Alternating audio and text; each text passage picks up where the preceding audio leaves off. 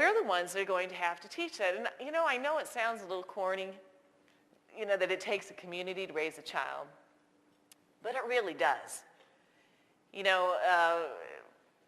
Every person that comes in contact with that child needs to be working steadily, no matter what level they come to you at, of trying to move them along that continuum to make them better social animals. And we know that that takes repetition, repetition, repetition. That's the only way you teach a skill. I don't care whether it's a social skill, a physical skill, or an academic skill. It's all about repetition, repetition, repetition. So kids really are different these days. And we, as educators, and I think if you view yourself as educators, that your job is to teach, regardless of your job description in your school or on your school bus. We all are doing the same thing. We are all doing it every day, which is teaching social skills.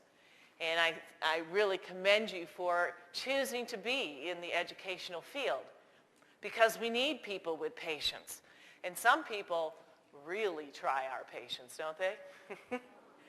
There are some pills out there, aren't there? And tell me if this isn't true.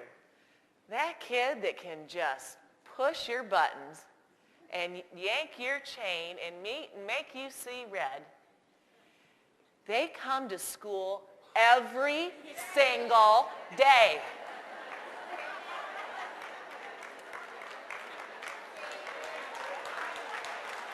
Every day.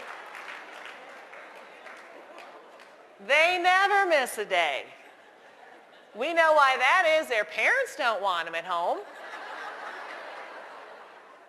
When you ask questions, it's going to start with words like who, what, where, when, and how. You are going to avoid asking why questions.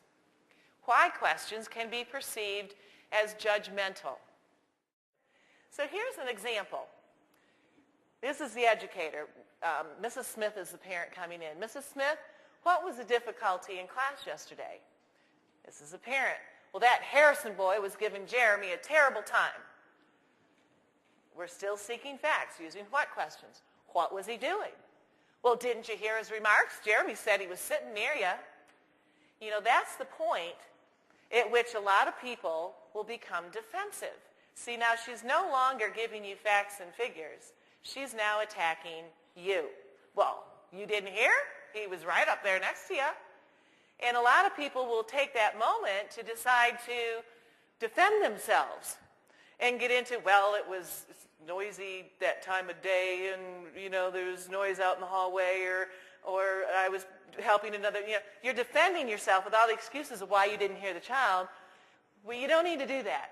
You need to pass right by getting defensive because you feel as though she's now starting to attack you, and go right back to the what questions. What did the Harrison boy say? Well, he told Jeremy he had to give him his lunch money. And what happened then? So you're gathering the facts so that you can deal with the problem for the parent.